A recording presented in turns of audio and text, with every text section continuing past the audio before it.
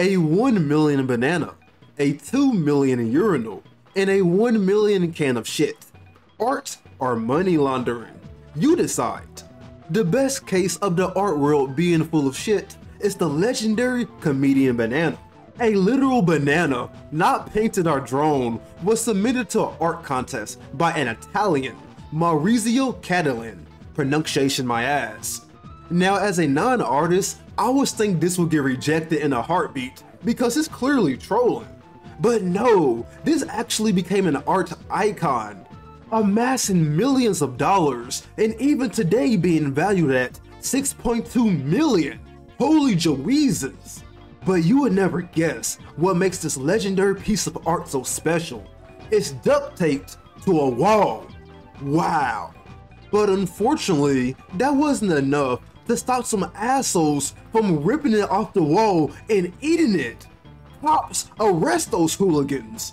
But thankfully, the art world is so talented that they managed to make duplicates of this fine piece of art, no matter how complicated it is. But I don't know how they were able to sell not one, but 3 pieces of such limited art for 120k and 150k. Where will you find another banana? Somehow, a duplicate of the original piece of fine art was hidden from the public because of those nasty TikTokers shitting all over the place. But thankfully, a cryptocurrency bro on a journey to make America great again decided to buy the banana, not just for 1 million, but 6.2 million. What a hero.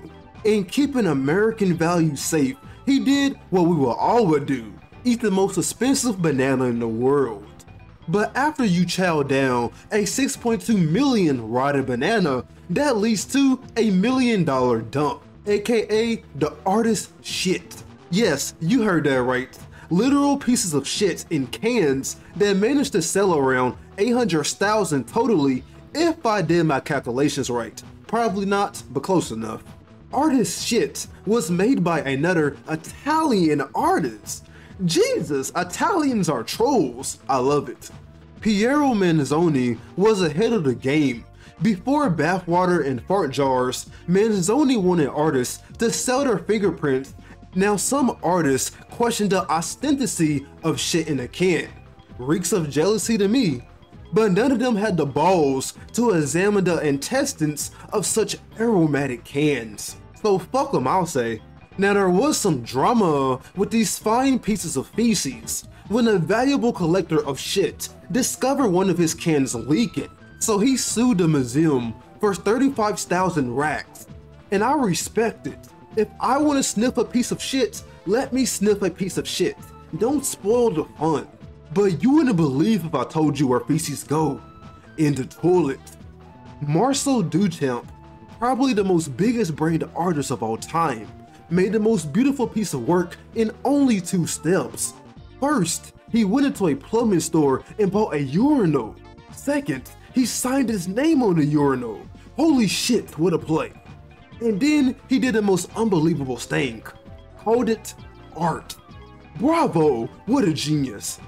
Since museum owners don't have eyes, they enlisted this fine piece of art into the museum so the public can bask at such a toilet. But unfortunately, artists being elitist douchebags as per usual criticized this masterpiece, calling it low-class trash and a mockery to the art world, and they unjustly discarded it to the dump. Why? What a waste of a good toilet. And it seems like I'm not alone in admiring the fine work of shit machines. Dimitri Daskalopoulos forked over 2 million Fortnite bucks for a fucking toilet. According to Dimitri, this urinal represents the origins of contemporary art, and I agree. But wait a second, this is a urinal. You don't poop in urinals, you piss in urinals. Just like you piss on Christ. Andres Serrano literally put a crucifix in a glass tank and pissed on it. Then it won an award. Art. But for some reason, people were actually offended by this beautiful contribution to God. Hell, even Serrano was distraught. I had no idea Piss Christ would get the attention it did. I've been a Catholic all my life, so I am a follower of Christ. So why can't the man piss on Christ? And damn, I feel bad for Pissy Jesus because he went through it. Death threats, vandalization by fake Christian mobs, and they almost manipulated Barack Obama to ban it. But thankfully he's a G and said fuck that. Inevitably, Piss Christ had to be sold for his own safety for a whopping 145K. Damn, that's quite low for Jesus Christ himself. Maybe the piss devalued him. Though, it wasn't all doom and gloom for Piss Christ, because the Big P himself, Pope Francis, invited Andres Serrano to an elite meeting of Christian artists and gave Andres the thumbs up. Ooh, I'm about to go piss on Jesus. So what do you do after a nice piss and shit? You go to bed. But how about on a trifling bed with crack and alcohol next to it, but worth 3 million? Tracy Emin got dumped by her bum-ass boyfriend and then became a bum herself, lounging around for days depressed with dirty sheets, stained underwear, used condoms, empty liquor bottles, and pregnancy tests. But the biggest surprise here is that it didn't win a reward. What? You're telling me that literal cans of shit can win a reward, but not a dirty bed? I call sexism. But at least it sold for 3 million. Jesus, what did they plan on doing with that bed? Sleeping on a bed may be too hard for some people. So how about a bed of bricks? Carl Andre purchased 120 fire bricks ingeniously did what no man, not even Einstein, is capable of doing. Lay them on top of each other and priced it for 12 racks. But I guess people weren't fans of fire bricks. He should have bought the ghetto bricks. So Carl lowered the price by 50% and it was eventually bought by the Tate Gallery in 1972. What good people. Though unfortunately, Equivalent 8 spawned so many haters, and not just regular haters, but crackhead haters.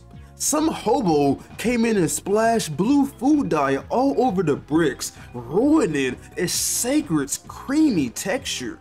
And they have the audacity to complain where taxpayers' money go to. Your taxes go where they need to go. Stop complaining.